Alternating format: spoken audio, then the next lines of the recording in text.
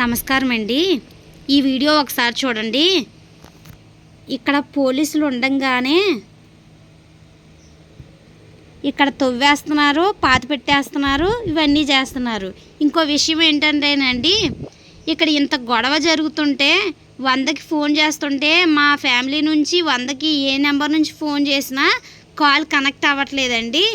ఆ సమయంలో చాలా అతి కష్టం మీద సర్లే ఇక్కడ జనాలు చూస్తూ ఉన్నారు కదండి, గ్రామస్తులు. వాళ్ళ ఫోన్ నుంచి 100కి ఫోన్ చేసినా కనెక్ట్ అవ్వలేదండి. వీళ్ళు ఏంటంటే ముందే మ్యాప్ ప్రకారం ఈ చల్లచింతలపూడి గ్రామం నుంచి ఏ 100కి కాల్ వచ్చినా లిఫ్ట్ చేయకూడదో కట్ చేయాలని ముందే డిసైడ్ అయిపోయి అలానే చేశారు. సరే అయినా అది మాకు తెలిసి మేము ఇంకేం చేసాం, వేరే వాళ్ళకి చెప్పి వాళ్ళ చేత 100కి డైల్ చేయించాం.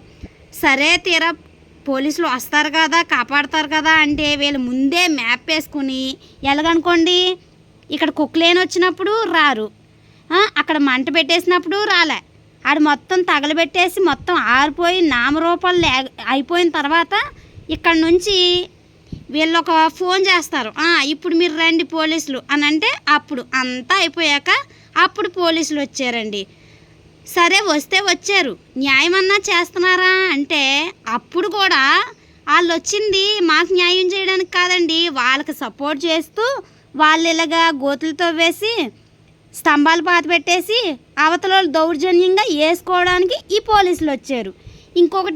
ఇంకో విషయం ఏంటంటేనండి, నేను ఆల్రెడీ చెప్పానండి పోలీసులకి, మీరు వచ్చేసరికి లేట్ అవుతుంది కదా, దెందులూరు పోలీస్ స్టేషన్ నుంచి చల్లచింతలపూడి రావడానికి టైం పడుతుంది, గ్రామంలో ఉన్న లేడీ కానిస్టేబుల్ మేడంని పంపించండి, మాకు ప్రాణరక్షణ కలిగించండి అని నేను 100కి డైల్ చేసి చెప్పానండి. చెప్పినా కూడా ఆవిడని పంపించలేదండి, ఊర్లో ఉన్న ఆవిడని కానిస్టేబుల్ గారిని పంపించలేదండి. మరి ఇంకా ఊర్లో ఉన్న కానిస్టేబుల్ మేడం కూడా రాకపోతే ఇక కాపాడాల్సిన పోలీసులే కాపాడకపోతే మరి ఇంకెళ్ళి ఎవరిని కాపాడతారు? ఇలా చాలా ఇబ్బందులు పెట్టేస్తున్నారండి వీళ్ళు అసలు. సార్ జగన్ సార్, నాకు ఒక డౌట్ సార్, మీరు మహిళల్ని కాపాడడం కోసమని ప్రతి గ్రామానికి మహిళా కానిస్టేబుల్ని పెట్టారు.